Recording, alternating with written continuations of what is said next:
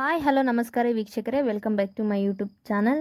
ಇವತ್ತು ಲಕ್ಷ್ಮೀ ನಿವಾಸ ಸೀರಿಯಲಲ್ಲಿ ಏನಾಯಿತು ಅಂತ ನೋಡೋಣ. ಸಂಚಿಕೆ ಆರಂಭದಲ್ಲಿ ಸಿದ್ದೋರಮ್ಮ ಒಬ್ಬರೇ ಕೂತ್ಕೊಂಡು ಚೇರ್ ಮೇಲೆ ಯೋಚನೆ ಮಾಡ್ತಾ ಇರ್ತಾರೆ. ಮರಿಗೌಡ ಮತ್ತು ಅವರಪ್ಪ ಇಬ್ಬರು ಯಾಕೆ ತುಂಬ ಜೊತೆಲಿರ್ತಾರೆ ಇತ್ತೀಚೆಗೆ ಅಂತ.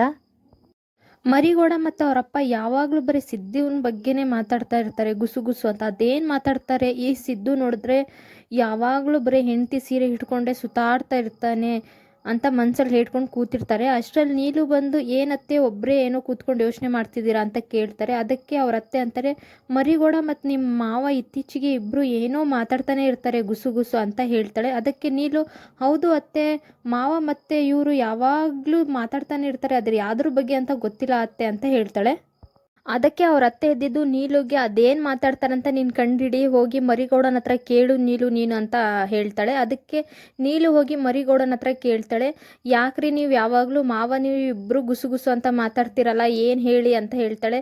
ಯಾಕೆ ಮಾವ ನಿಮಗೆ ಈ ಸಲ MLA ಸೀಟ್ ನಿಮಗೆ ಕೊಡಿಸ್ತಾರಾ, ಅದಕ್ಕೆ ನೀವಿಬ್ರು ಅಷ್ಟೊಂದು ಜೊತೆಗಿದ್ದೀರಾ ಅಂತ ಕೇಳ್ತಾಳೆ. ಅದಕ್ಕೆ ಮರಿಗೌಡ ಇದ್ದಿದ್ದು, ಇಲ್ಲ ಕಮ್ಮಿ, ನಿನಗೆ ಯಾಕೆ ಹಿಂಗೆ ಆಡ್ತಾ ಇರ್ತೀಯ, ಏನು ಹೇಳ್ಬೇಕು ನಿನಗೆ ಹೇಳು ಅಂತ ಹೇಳ್ತಾನೆ. ಮರಿಗೌಡ ಇದ್ದಿದ್ದು, ಇದೇನಿಲ್ಲ ಕಣಮ್ಮಿ, ನಿನ್ಗೆ ಯಾಕೆ ಹಿಂಗೆ ಆಡಿಯೇ ದಿನ ಅಂತ ಹೇಳಿ ಹೋಗ್ತಾನೆ. ನೀಲು ಮೇಲೆ ಸಿಟ್ಟು ಮಾಡ್ಕೊಂಡು ಮರಿಗೌಡ ಅಲ್ಲಿಂದ ಎದ್ದು ಹೋಗ್ತಾನೆ. ಆಮೇಲೆ ಭಾವನಾ ಒಬ್ಬಳೇ ರೂಮಲ್ಲಿ ಕೂತಿರ್ತಾಳೆ. ಸಿದ್ದೇಗೌಡ ಬಂದು, ಮೇಡಮ್ರೆ ಯಾಕೊಬ್ಬರೇ ಈ ಥರ ಬೇಜಾರಾಗಿ ಕೂತಿದ್ದೀರಾ ಅಂತ ಕೇಳ್ತಾನೆ. ಅದಕ್ಕೆ ಏನಿಲ್ಲ ಸಿದ್ದು ಅವರೇ, ಸುಮ್ಮನೆ ಮಲಗಿದ್ದೆ ಅಂತ ಹೇಳ್ತಾರೆ. ಅಷ್ಟರಲ್ಲಿ ಸಿದ್ದು ಅವರು ಹತ್ರ ಹೋಗಿ ಕೈ ಹಿಡಿದು ನೋಡ್ತಾರೆ. ತುಂಬ ಜ್ವರ ಬಂದಿರುತ್ತೆ. ಮೇಡಮ್ರೆ ಇಷ್ಟೊಂದು ಜ್ವರ ಬಂದಿದ್ರು ಸುಮ್ಮನೆ ಇದ್ದೀರಲ್ಲ ನೀವು, ಬನ್ನಿ ಆಸ್ಪತ್ರೆಗೆ ಹೋಗೋಣ ಅಂತ ಹೇಳ್ತಾನೆ. ಆಮೇಲೆ ಅವನವರು, ಬೇಡ ಸಿದ್ದು ಅವರೇ, ನಾನು ಹುಷಾರಾಗಿದ್ದೀನಿ ಅಂತ ಹೇಳ್ತಾನೆ. ಇಲ್ಲ ಮೇಡಮ್ ಅವರು, ನಿಮಗೆ ತುಂಬ ಜ್ವರ ಬಂದಿದೆ, ಡಾಕ್ಟ್ರಿಗೆ ಕರಿತೀನಿ, ಫೋನ್ ಮಾಡಿ ಅಂತ ಡಾಕ್ಟ್ರಿಗೆ ಕರೀತಾರೆ ಸಿದ್ದೇಗೌಡ ಅವರು. ಅಷ್ಟರಲ್ಲಿ ಸಿದ್ದೇಗೌಡ ಅವರು ಹೋಗಿ ತಣ್ಣೀರು ಬಟ್ಟೆ ತಂದು ಭಾವನವ್ರ ತಲೆ ಮೇಲೆ ಹಾಕ್ತಾನೆ. ಆಮೇಲೆ ಡಾಕ್ಟ್ರ್ ಬಂದು ಭಾವನವ್ರಿಗೆ ಇಂಜೆಕ್ಷನ್ ಕೊಟ್ಟು ಹೋಗ್ತಾರೆ. ನಾಳೆ ಆಸ್ಪತ್ರೆಗೆ ಕರ್ಕೊಬರ್ರಿ ಸಿದ್ದು ಅವರೇ ಅಂತ ಹೇಳಿ ಹೋಗ್ತಾರೆ. ಅಂತೂ ಈ ಕಡೆ ಡೂಪ್ಲಿಕೇಟ್ ಮಾಡ್ಕೊಳ್ಳೋಂಥ ಬಂಗಾರ ಅಂಗಡಿಗೆ ಬಂದಿರ್ತಾನೆ.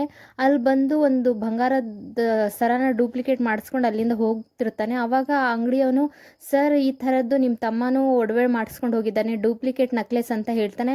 ಆಮೇಲೆ ಸಂತು ಗೊತ್ತಾಗುತ್ತೆ, ಓಹೋ ಸಿಂಚನನ್ ಬಂಗಾರ ಕಳುವು ಆಗಿತ್ತಲ್ಲ, ಅದು ಇವನೇ ಕಳ್ತನ ಮಾಡಿರೋದಂತ.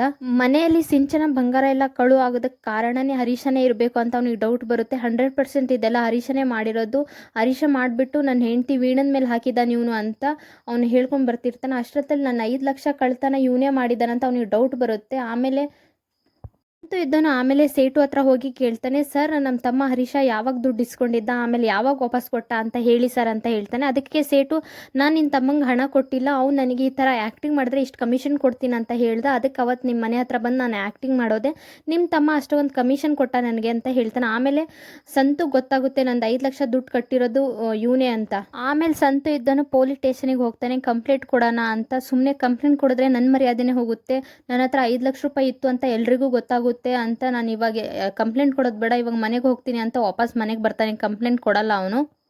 ಆಮೇಲೆ ಸಂತು ಮನೆಗೆ ಬಂದು ಎಲ್ಲ ಹಾಲಲ್ಲಿ ಕೂತಿರ್ತಾರೆ. ಜಾನದ್ದು ತಿಥಿ ಕಾರ್ಡ್ ಎಲ್ರಿಗೂ ಹಂಚ್ರಿ ಅಂತ ಕೊಡ್ತಿರ್ತಾನೆ ಅವರಪ್ಪ. ಅಷ್ಟೊತ್ತಲ್ಲಿ ಸಂತು ಬಂದು, ಅಪ್ಪ ಇವನೇ ನಂದು 5 ಲಕ್ಷ ರೂಪಾಯಿ ದುಡ್ಡು ಕತ್ತಿರೋದು, ಸಿಂಚನಂದು ಒಡವೆ ಎಲ್ಲ ಇವನೇ ಕದ್ದು ಮಾರಿರೋದಂತ ಹೇಳ್ತಾನೆ. ತುಂಬ ಹೊಡಿತಾನೆ, ಅದೆಲ್ಲ ಕನಸಾಗಿರುತ್ತೆ. ಪಾಪ ಈ ಕಡೆ ಮಲ್ಲಿ, ಇಷ್ಟು ದಿನ ಆದರೂ ವೆಂಕಿ ಸಿಕ್ಕಿಲ್ಲ, ವೆಂಕಿನ ಒಂದಿನೂ ಬಿಟ್ಟಿರಲಿಲ್ಲ ನಾನು ಅಂತ ಪಾಪ ಅಳ್ತಿರ್ತಾಳೆ. ಪಾಪ ಹಿಂದೆ ಅವರಿಬ್ಬರು ಚೆನ್ನಾಗಿರೋದೆಲ್ಲ ಕನಸು ಕಾಣ್ಕೊಂಡು ಅಳ್ತಿರ್ತಾರೆ. ಅಷ್ಟೊತ್ತಲ್ಲಿ ವೆಂಕಿನ ಜೈಲಿಗೆ ಕರ್ಕೊಂಡು ಹೋಗ್ತಾರೆ.